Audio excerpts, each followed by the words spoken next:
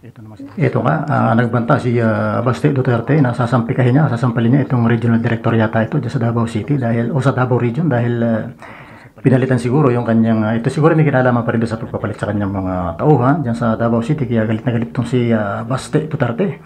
So, yung ginagaya pa rin niya, style ng kanyang ama. So, hindi natin malaman kung ito ba ay gusto lang niya sumika dahil gusto niyang makahalo sa national level. Ang akin naman tanong dito ay buminta na ito. Ito kaya buminta pa rin sa ating mga botante itong ganitong mga ekspresyon na mananampal, mananadya, etc. etc. Naalala tuloy natin ang kanyang ama si Digong. Ganyan namang style no? At pumatok naman sa mga botante. Ngayon lang hindi natin alam kung ganun pa rin mangyayari na kung papatok ang ganitong mga style. Pero balikan natin si Digong. Anong panahon niya? 80s yata yun. Hinamon niya ng barilan yung si Waldy Carbonell. Buhay pa ito si Waldy Carbonell. Siguro, baka mga 90 years old na siguro to. Hinamon niya, sa harap mismo ng City Hall ng Davao. Ay matapang to si Waldy. Sumipot talaga. Alas 9, sumipot. Ay si Digong, hindi sumipot eh. So, yun lang naman nasabi lang natin.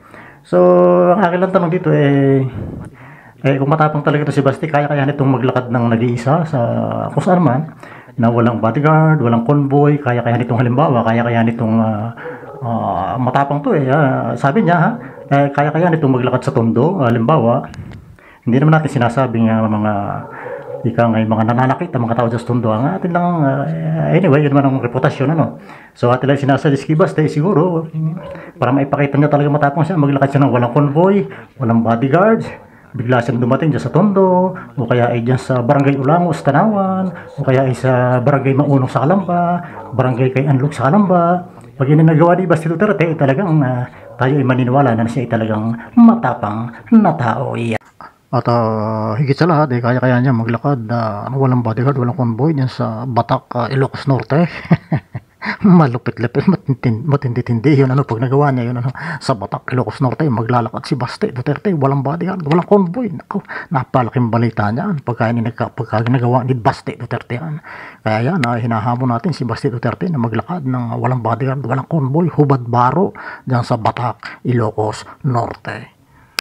Yan. Uli, ang ating tanong ay pumatok pa kaya sa mga botante ng mga style, mananampi ka, mananampal, mananadyak.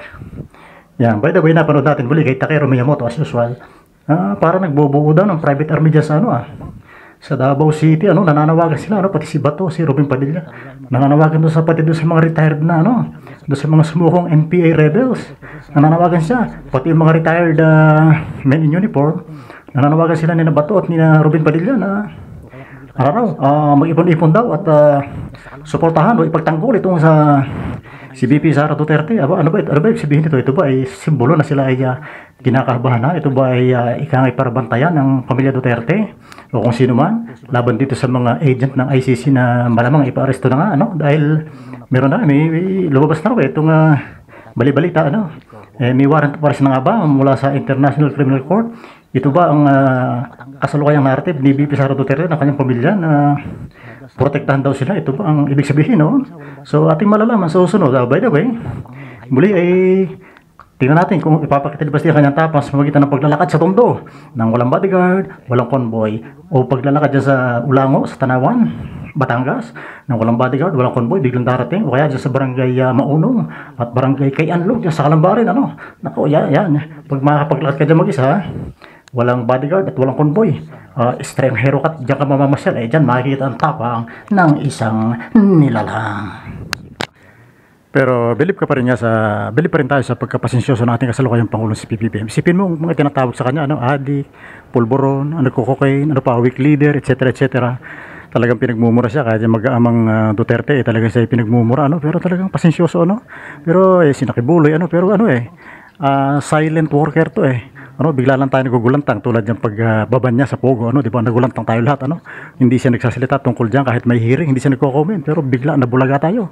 So yan ang maganda sa leader, Tayo naman ay hindi natin idol ang mga Marcos, at tayo ay Makaninoy Aquino, Makaleni Robredo, pero so para ay may magaganda naman nangyayari sa pamumuno ni PBBM, So balik tayo. Parang may nakalimutan dito itong mga tumutulig sa akin, kay PBBM. May nakalimutan sila isang bagay. Alam niyo ba kailan nakalimutan? Nakalimutan nila na ito ay anak ni Ferdinand Marcos Sr. na namuno ng 21 taon sa Pilipinas. Lumalaki ang PBB, siyempre. Kita niya kung paano mamuno kanya ama, kita niya impluwensya, So, yan ang nakalimutan nila, nito si PBBM, anak ni Ferdinand Marcos Sr. na kahit nakakulong ay nag-top notch sa bar examination. Isipin niyo yun, nakakulong ha, nag-top pa rin sa bar examination. Yan ang kanilang nakalimutan kay PBBM na ang dugo na nananalaytay sa mga ugat ni PBBM ay dugo ng isang diktador na si Ferdinand Marcos Jr. Kaya hindi niyo dapat biro-biroin yan. Tatahimik yan. Pero ang nadyan ay meron yan dugo ng isang diktador. Aba, kung inyong babalikan yung Marcelo, panahon ng Marcelo, ay baka magulantang kayo, di ba? Ganyan katindi ang background ni PBBM. Kaya ito mga nag-underestimate, aba ay gumising na kayo. Hindi ganyan ang inyong ikang ay binabangga at tinutuligsa. Yan ang ating ikang ay pahatid balita, pahatid payo doon sa mga bumabanat pa rin at nais ibagsak itong pamunuan ni PBBM.